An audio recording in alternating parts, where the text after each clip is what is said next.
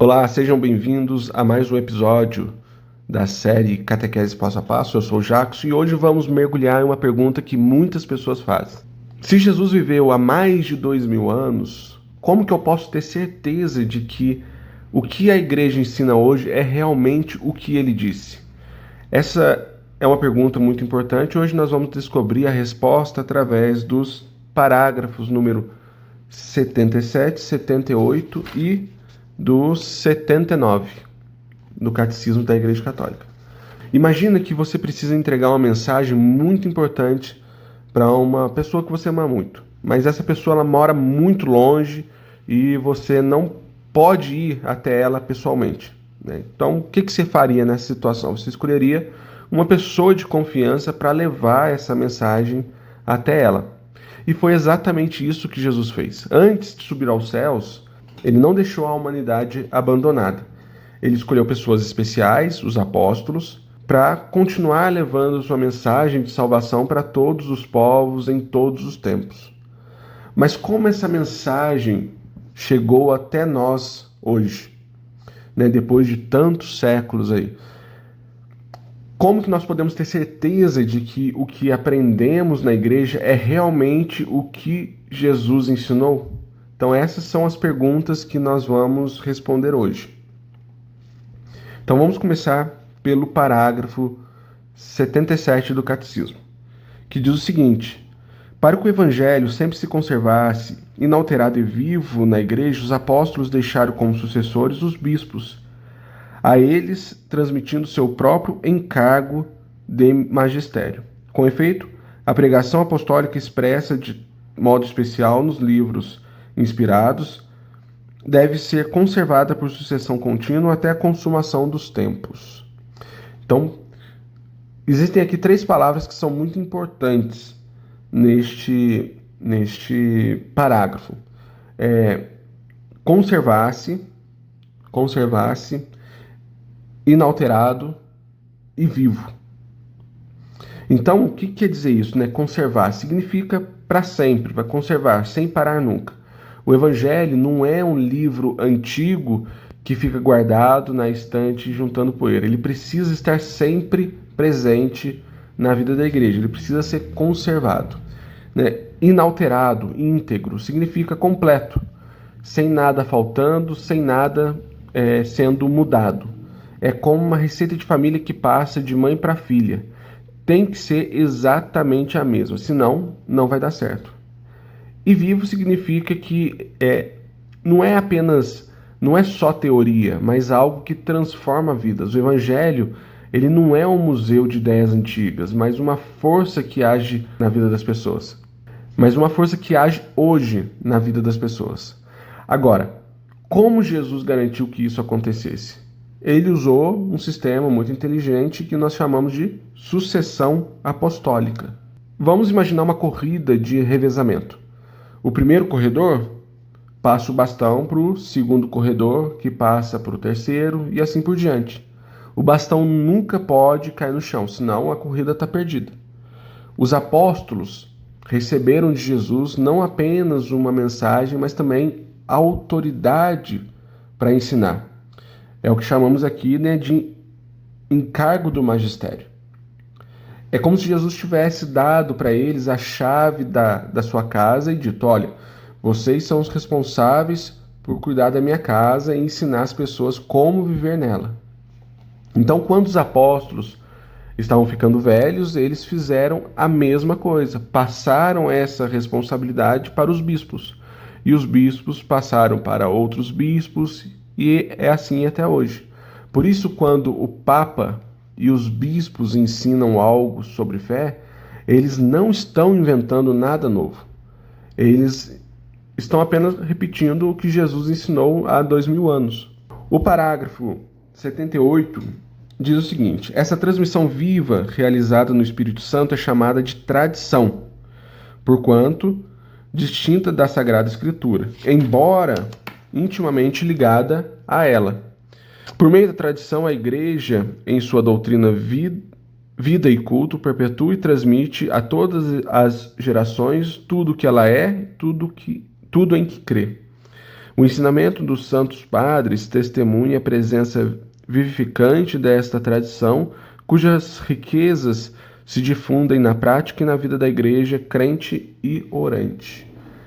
Então aqui temos uma palavra muito importante, que é a palavra tradição, né? Mas aqui a gente precisa ter cuidado, porque quando nós falamos de tradição da igreja, nós não estamos falando de tradições humanas, como comer peru no Natal, ou usar roupas de determinada cor. Nós estamos falando da tradição apostólica, aquela que vem diretamente dos apóstolos. Vou usar uma comparação aqui para ficar um pouco mais claro. Imagine que a revelação de Deus é como um rio. Esse rio, ele tem duas margens. De um lado temos a Sagrada Escritura e do outro a Sagrada Tradição. As duas margens são diferentes, mas fazem parte do mesmo rio. Uma não existe sem a outra.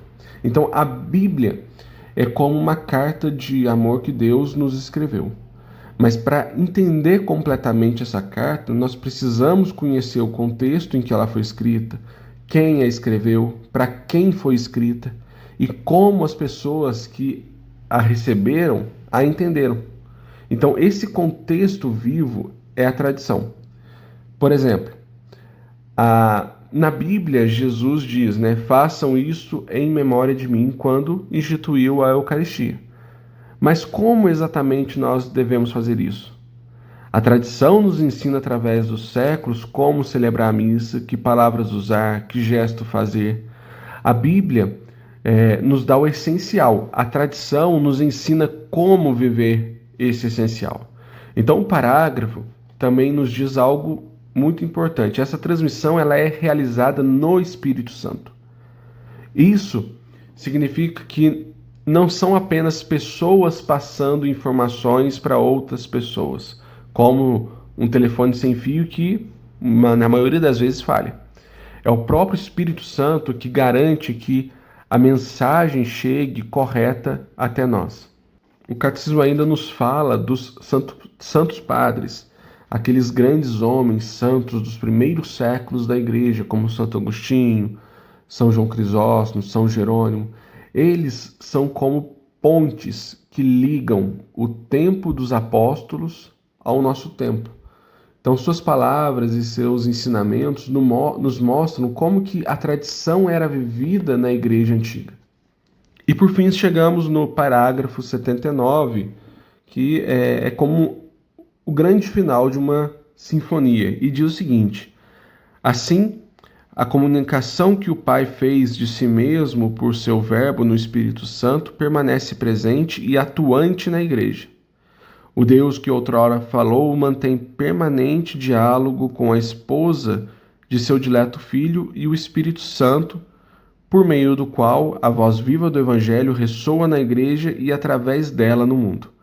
Leva os crentes à verdade toda e faz habitar neles abundantemente a palavra de Cristo. Então, vocês percebem que tem uma palavra muito importante nesse parágrafo, que é o seguinte: permanece presente.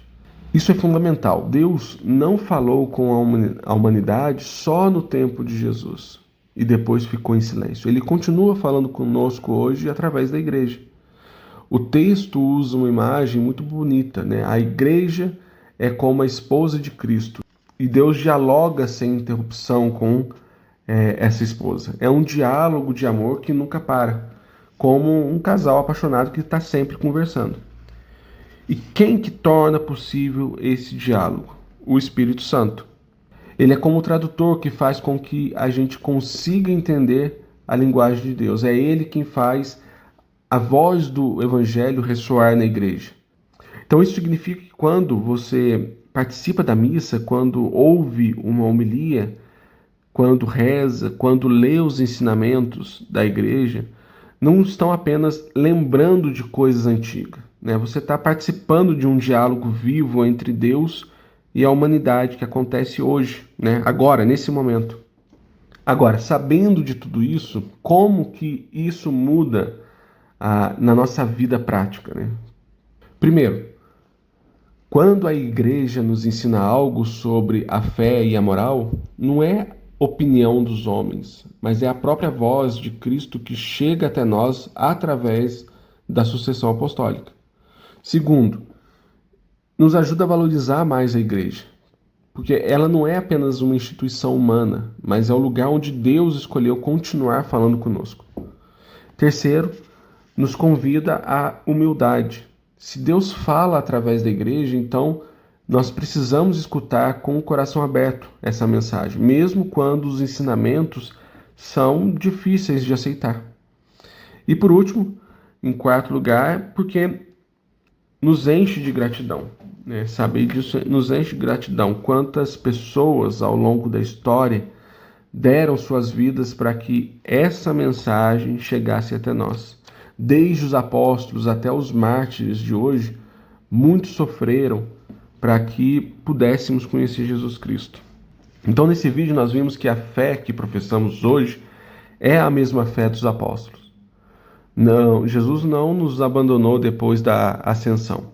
Ele continua presente, falando conosco através da igreja, pela ação do Espírito Santo. A Sagrada Escritura e a Sagrada Tradição são como dois pulmões da igreja.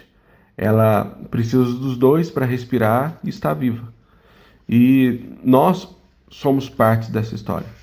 Cada vez que vivemos nossa fé, estamos contribuindo para que essa tradição continue viva e chegue nas próximas gerações. Se esse vídeo te ajudou a entender melhor um pouco a nossa fé católica, deixe seu like aqui embaixo, compartilhe com seus amigos, familiares, para que possam entender um pouquinho melhor sobre a transmissão da revelação divina.